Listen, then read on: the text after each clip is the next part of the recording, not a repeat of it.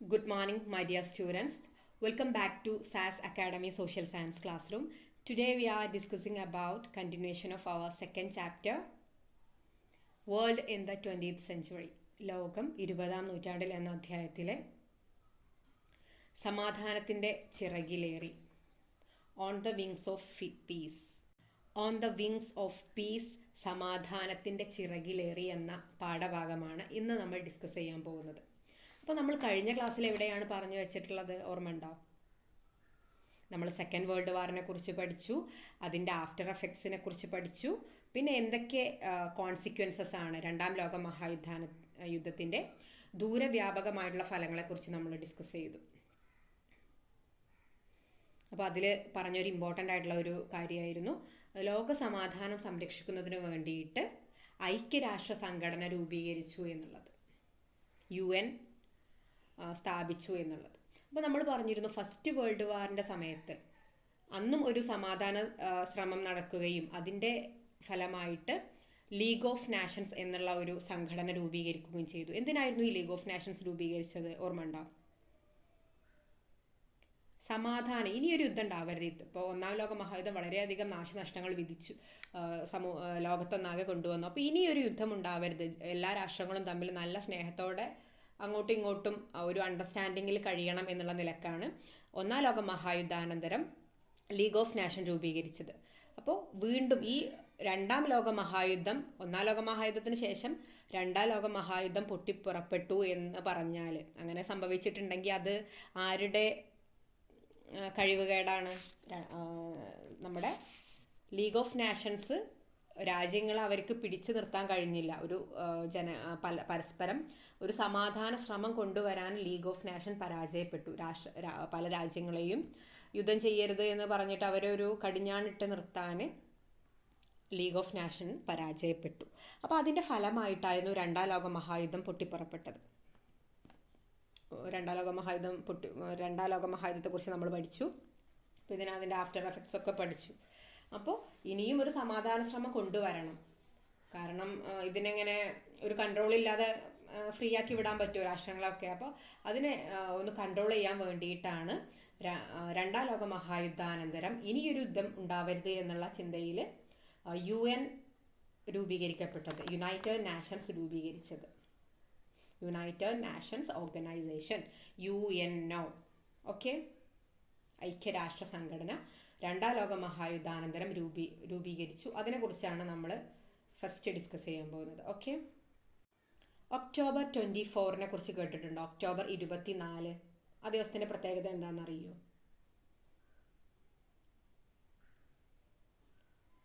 1945 October 24 നമ്മുടെ ഐക്യരാഷ്ട്ര സംഘടന രൂപീകരിക്കപ്പെട്ടുള്ളത്. അപ്പോൾ നമ്മുടെ എല്ലാ വർഷവും ഒക്ടോബർ 24 നമ്മൾ UN ഡേ ആയിട്ടാണ് ആചരിക്കുന്നത്, UN ദിനമായിട്ടാണ് ആചരിക്കുന്നത്. ഓക്കെ, നമ്മുടെ പാഠഭാഗത്തിൻ്റെ തുടക്കത്തിൽ നമ്മൾ മനസ്സിലാക്കിയതുപോലെ തന്നെ although the League of Nations was established following the First World War, it failed to maintain world peace. ഒന്നാം ലോക മഹായുദ്ധാനന്തരം സർവ്വരാഷ്ട്ര സഖ്യം, ലീഗ് ഓഫ് നാഷൻസ് എന്ന സംഘടന, എന്ന ഓർഗനൈസേഷൻ രൂപീകരിക്കപ്പെട്ടെങ്കിലും അതിന് എന്ത് ചെയ്യാൻ പറ്റിയില്ല? ലോക സമാധാനം, എല്ലാ രാജ്യങ്ങളെയും യുദ്ധമൊന്നും ചെയ്യരുത്, നമ്മളെല്ലാവരും നല്ലൊരു അണ്ടർസ്റ്റാൻഡിങ്ങിൽ മുന്നോട്ട് പോകണം എന്ന് പറഞ്ഞിട്ട് അവരെ നിർത്താൻ നമ്മുടെ ലീഗ് ഓഫ് നാഷൻ കഴിഞ്ഞില്ല. അതിനെന്തായി? പരാജയപ്പെട്ടു. മറ്റുള്ള ഓരോ രാജ്യങ്ങളെയും തമ്മിൽ യുദ്ധം ചെയ്യരുത് എന്നുള്ള രീതിയിൽ നല്ലൊരു അണ്ടർസ്റ്റാൻഡിങ്ങിൽ മുന്നോട്ട് കൊണ്ടുപോകാൻ ലീഗ് ഓഫ് നാഷൻ പരാജയപ്പെട്ടു. അതിൻ്റെ ഫലമായിട്ടാണ് രണ്ടാം ലോക മഹായുദ്ധം പൊട്ടിപ്പുറപ്പെടുന്നത്. Okay, after the second world war efforts were taken to set up an organization for preserving global peace. രണ്ടാം ലോക മഹായുദ്ധാനന്തരം ലോകത്ത് സമാധാനം സ്ഥാപിക്കുന്നതിനായിട്ടുള്ള ഒരു സംഘടന രൂപീകരിക്കുന്നത് വളരെയധികം അത്യാവശ്യമായിട്ട് വന്നു. ഈ ഒരു സംഘടനക്കായിട്ടുള്ള ശ്രമങ്ങൾ രണ്ടാം ലോക മഹായുദ്ധാനന്തരം ആരംഭിച്ചു. This resulted in the establishment of the United nations organisation on 24 October 1945. ഈ ഒരു സംഘടനയ്ക്കുള്ള ശ്രമങ്ങൾ ആരംഭിക്കുകയും ഇതിൻ്റെ ഫലമായിട്ട് 1945 ഒക്ടോബർ 24-ന് 1945 ഒക്ടോബർ 24-ന് രൂപീകരിക്കപ്പെട്ടതാണ് ഐക്യരാഷ്ട്ര സംഘടന, United nations. Okay. The head quarters of UN is the New York. എവിടെയാണ് ഇതിൻ്റെ ഹെഡ് ക്വാർട്ടേഴ്സ്? അമേരിക്കയിലുള്ള ന്യൂയോർക്കിലാണ് ഐക്യരാഷ്ട്ര സംഘടനയുടെ ഹെഡ് ക്വാർട്ടേഴ്സ് അഥവാ ആസ്ഥാനം എന്ന് പറയുന്നത്. അമേരിക്കയിലെ ന്യൂയോർക്കിലാണ് ഐക്യരാഷ്ട്ര സംഘടനയുടെ ആസ്ഥാനം. The head quarters of the UN is the New York. Okay. Some of its objectives are to save the succeeding generation from the scourge of war, to protect international treaties and laws, and to foster social and economic development of countries. ഇനി പറയുന്നത് ഈ നമ്മുടെ UNOയുടെ ലക്ഷ്യങ്ങൾ എന്തൊക്കെയാണ് എന്നുള്ളതാണ്. ഭാവി തലമുറയെ യുദ്ധഭീതിയിൽ നിന്നും രക്ഷിക്കുക. ഭാവി തലമുറയെ യുദ്ധഭീതിയിൽ നിന്നും രക്ഷിക്കുക. ദെൻ അന്താരാഷ്ട്ര ഉടമ്പടികളും നിയമങ്ങളും സംരക്ഷിക്കുക. അന്താരാഷ്ട്ര നിയമങ്ങളും ഉടമ്പടികളും സംരക്ഷിക്കുക. ലോകരാഷ്ട്രങ്ങളുടെ പുരോഗതിക്കായുള്ള പ്രവർത്തനങ്ങൾ ഏകോപിപ്പിക്കുക. ലോകരാഷ്ട്രങ്ങളുടെ പുരോഗതിക്കായുള്ള പ്രവർത്തനങ്ങൾ ഏകോപിപ്പിക്കുക. ഒബ്ജക്റ്റീവ്സ് ഓഫ് UN ആണ് പറയുന്നത്. Save the succeeding generation from the scourge of war, to protect international treaties and laws, and foster social and economic development of countries. Okay, എത്രയാണ് ഈ ഭാഗത്ത് പറയാനുള്ളത്? അപ്പോൾ UN-ൻ്റെ പതാകയാണ് നമ്മുടെ ഈ സ്ക്രീനിൽ കാണുന്നത്. UN പതാക, അതുപോലെ തന്നെ UN-ൻ്റെ ചിഹ്നം. Okay, UN flag and UN emblem ആണ്. അതൊന്ന് നല്ല രീതിയിൽ തന്നെ ഒന്ന് മനസ്സിൽ വെച്ചോളൂ. എന്താണ് ഒരു നമ്മുടെ UNOയുടെ പതാകയും ചിഹ്നവും. ഓക്കെ. ഇപ്പോഴത്തെ UN സെക്രട്ടറി ജനറലാണ് Antonio Guterres.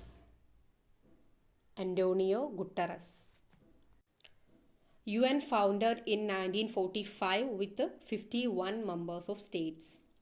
The movement now has 193 member states.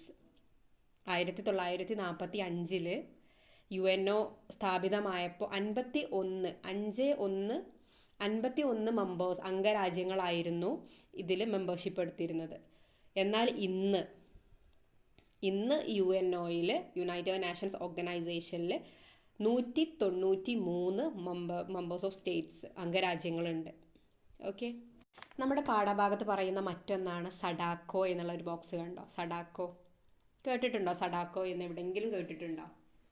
എന്തായാലും കേട്ടിട്ടുണ്ടാവില്ലേ. നമ്മൾ ഇത്രയും 10ാം ക്ലാസ് വരെ പഠിച്ചതിൽ, അല്ലെങ്കിൽ നമ്മൾ ഒരുപാട് യുദ്ധദിനവുമായിട്ട് യുദ്ധവിരുദ്ധ റാലികൾ സംഘടിപ്പിച്ചു, പോസ്റ്റർ രചനാ മത്സരങ്ങൾ, ഒരുപാട് മത്സരങ്ങളൊക്കെ നമ്മൾ ഹിരോഷിമ, നാഗസാക്കി ദിനങ്ങളിലൊക്കെ നമ്മൾ സംഘടിപ്പിച്ചതാണ്. നമ്മൾ സഡാക്കോയെ കുറിച്ച് എന്തായാലും കേട്ടിട്ടുണ്ടാവും അല്ലേ? അപ്പോൾ ആരാണ് ഈ സഡാക്കോ? ഹിബാക്കുഷകൾ ആരാണെന്ന് മറന്നുപോയോ? ഓർമ്മയുണ്ടോ? ഹിബാക്കുഷകൾ ആരായിരുന്നു?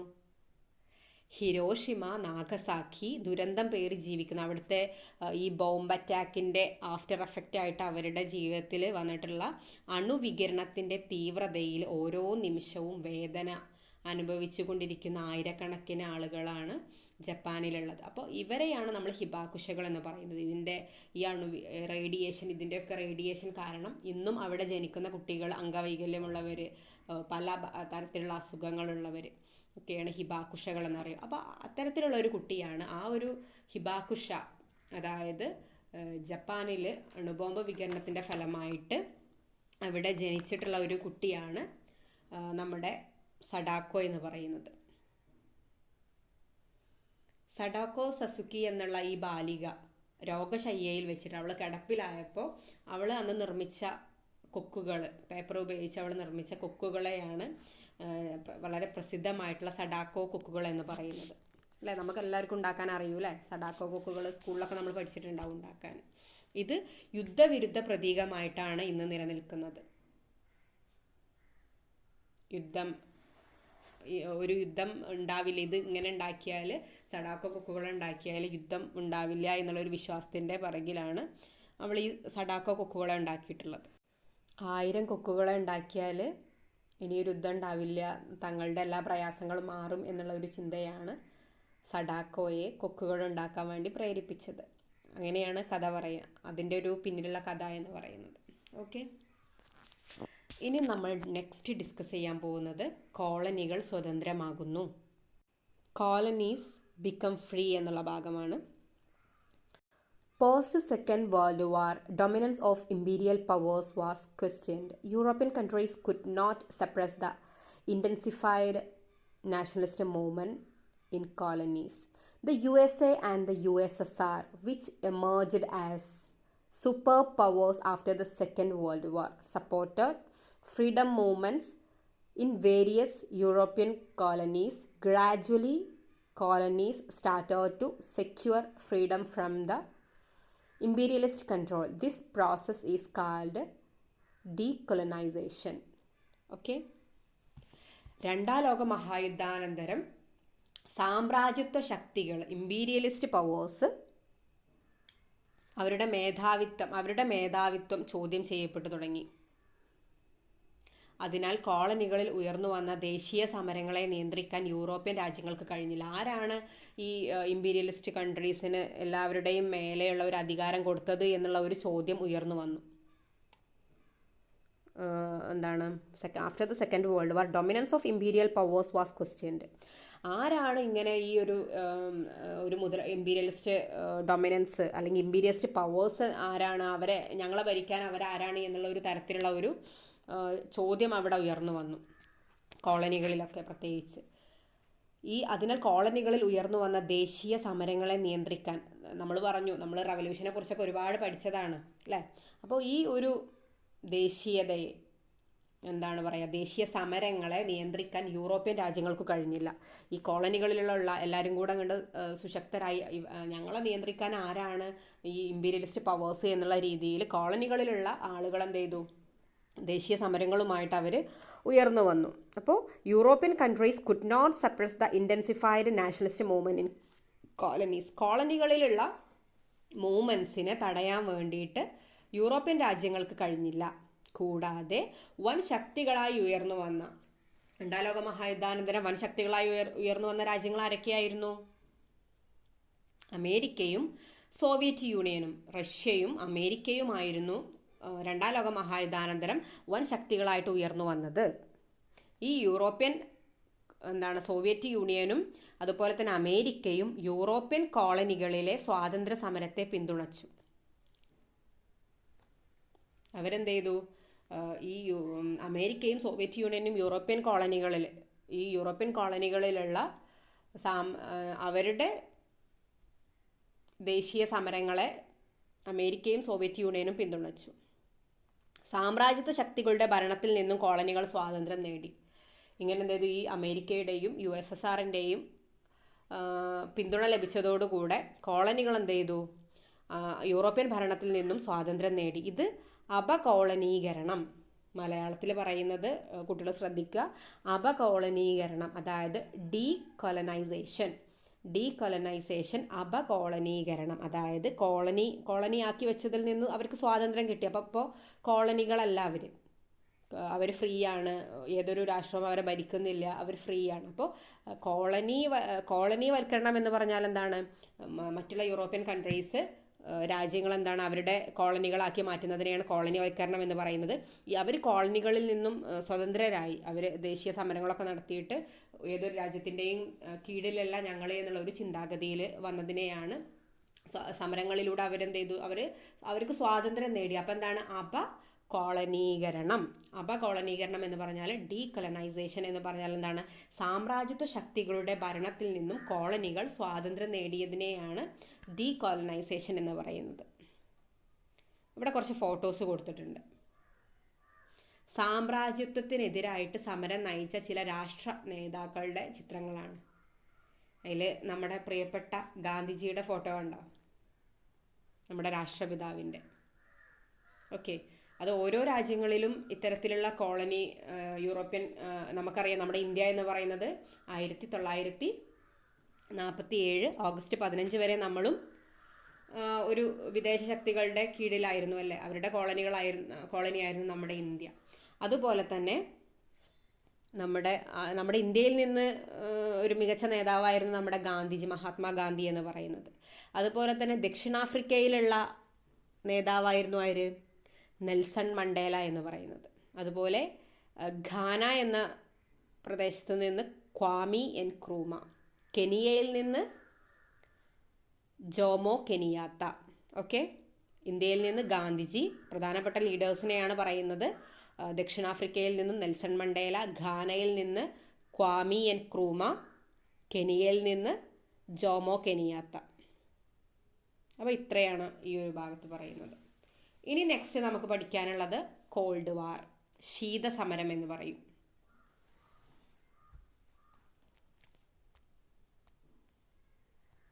കോൾഡ് വാർ വളരെ സിമ്പിളാണ്. ഇത് നമ്മൾ യുദ്ധോപകരണങ്ങൾ ഉപയോഗിച്ചിട്ടുള്ള ഒരു വാറല്ല. പരസ്പരം ആശയങ്ങൾ ഉപയോഗിച്ചിട്ട്, വാക്ക് തർക്കങ്ങളൊക്കെ ഉണ്ടാവില്ലേ, അങ്ങോട്ടും ഇങ്ങോട്ടും എതിർ കക്ഷികൾ തമ്മിലുണ്ടാവുന്ന വാക്കുകൾ കൊണ്ടുള്ള യുദ്ധം ചെയ്യുക. അതായത് യുദ്ധോപകരണങ്ങളൊന്നും ഉപയോഗിക്കാതെ ആശയങ്ങൾ കൊണ്ട് അങ്ങോട്ടും ഇങ്ങോട്ടും ആക്രമിക്കുക. എന്താ പറയുക, ഒരു ആർക്കും നാശനഷ്ടങ്ങളൊന്നും ഉണ്ടാവില്ല, യുദ്ധത്തിൻ്റെ നാശനഷ്ടങ്ങളൊന്നും ഉണ്ടാവില്ല. അങ്ങോട്ടും ഇങ്ങോട്ടും നമ്മൾ അഭിപ്രായങ്ങളൊക്കെ അങ്ങോട്ടും ഇങ്ങോട്ടും വാക്ക് തർക്കിക്കാനൊക്കെ പറ്റുന്ന ഒരു സമര രീതിയാണ് കോൾഡ് വാർ അഥവാ ശീതസമരം എന്ന് പറയുന്നത്. എന്താണ് നമുക്ക് നോക്കാം. Okay, the USA and USSR that formed anti-fascist alliance during the Second World War parted from each other after the war. The USA floated a new alliance of capitalist countries while the USSR led socialist nations. These two blocs, capitalist bloc and socialist bloc, that represented contradictory ideas, continued their political and diplomatic wars. This enmity based on the ideological conflict and diplomatic confrontation was called the Cold War. രണ്ടാം ലോക മഹായുദ്ധകാലത്ത് ഫാഷിസത്തിനെതിരെ അവരുടെ ഭിന്നതകൾ മറന്നിട്ട് അമേരിക്കയുടെയും socialist country ആയിട്ടുള്ള USSR അഥവാ റഷ്യയൊക്കെ എന്ത് ചെയ്തു, അവർ യുദ്ധത്തിലേക്ക് ഇറങ്ങി വരാനുണ്ടായിട്ടുള്ള കാരണം എന്തായിരുന്നു? നോൺ അഗ്രഷൻ പാക്റ്റിൽ സോവിയറ്റ് യൂണിയനെ ജർമ്മനി ആക്രമിച്ചു. അതുപോലെ തന്നെ അവരുടെ ഈ നോൺ അഗ്രഷൻ പാക്റ്റിൽ അവരുടെ എന്തായിരുന്നു, നോൺ അഗ്രഷൻ പാക്റ്റ് പറഞ്ഞാൽ അനാക്രമണ സന്ധി, അത് നമ്മൾ പഠിച്ചതാണ്.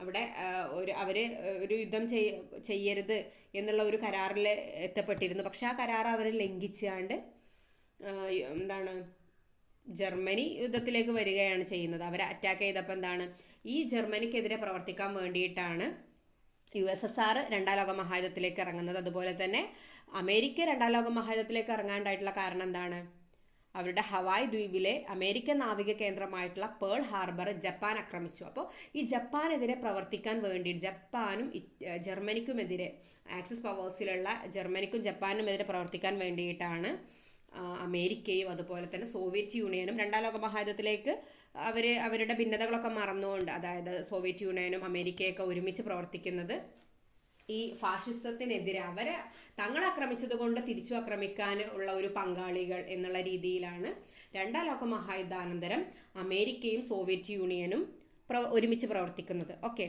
എന്നാൽ രണ്ടാം ലോക മഹായുദ്ധാനന്തരം കാണുന്നത് എന്താണ്, രണ്ടാം ലോക മഹായുദ്ധം അവസാനിച്ചു, അവർ ഫാഷിസത്തിനെതിരെ പ്രവർത്തിച്ചു, ജപ്പാനും ജർമ്മനിക്കുമെതിരെ അവർ പ്രവർത്തിച്ചു.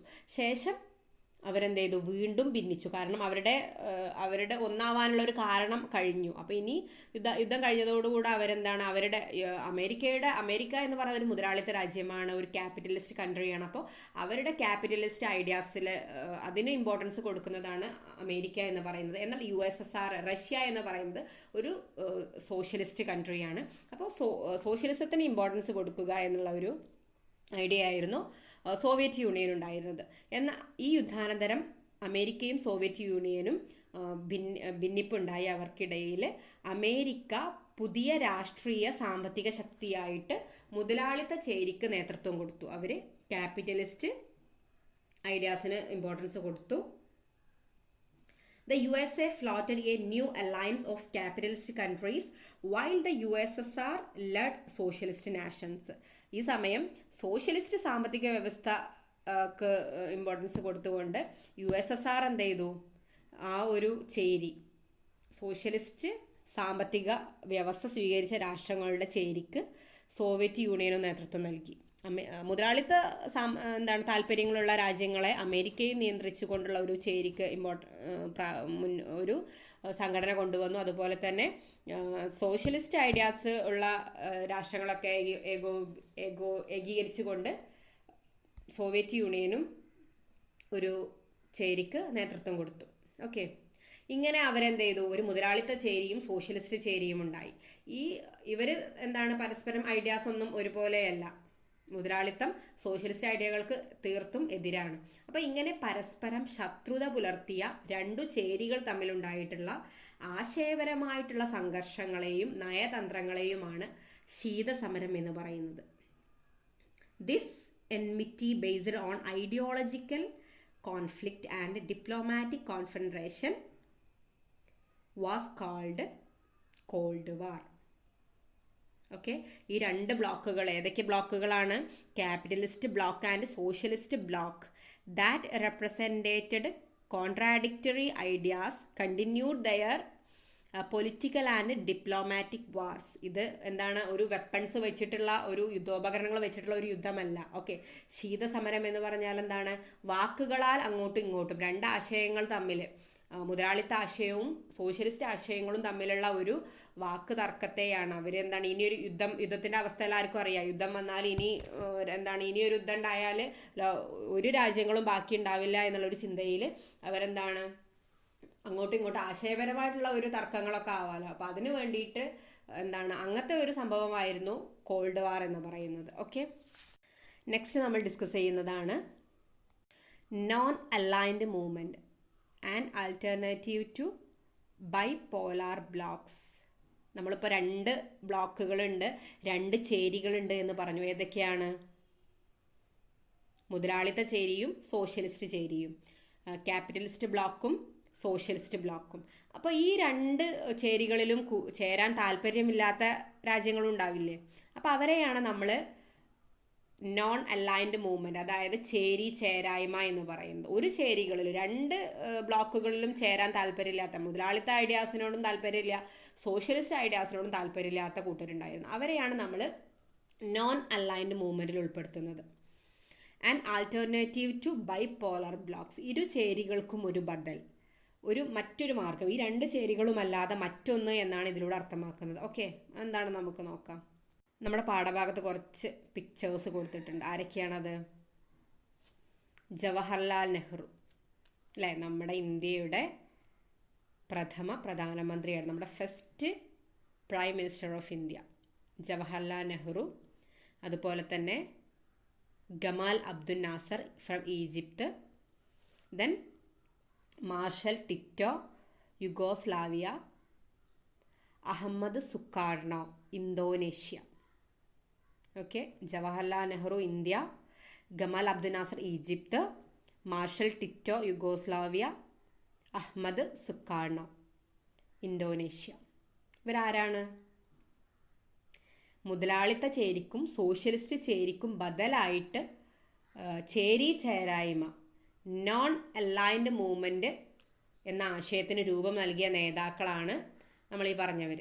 Okay, these are the pictures of the leaders who introduced the concept of non-alignment movement in lieu of the capitalist bloc and socialist bloc.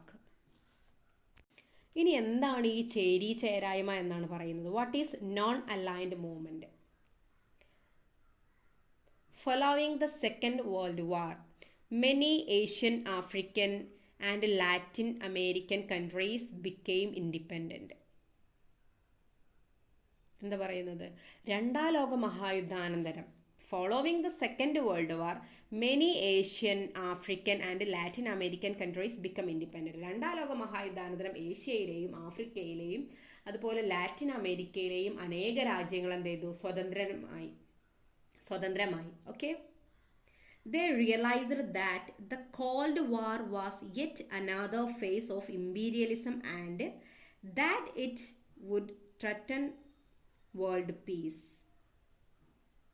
The liberated nations decided not to join any of the blocs and formed the non-aligned movement. They understood that the rise of superpowers of weapons and a stronger military force would pose harm to them. They realized that only a world sans war and conflict accelerates economic and social development.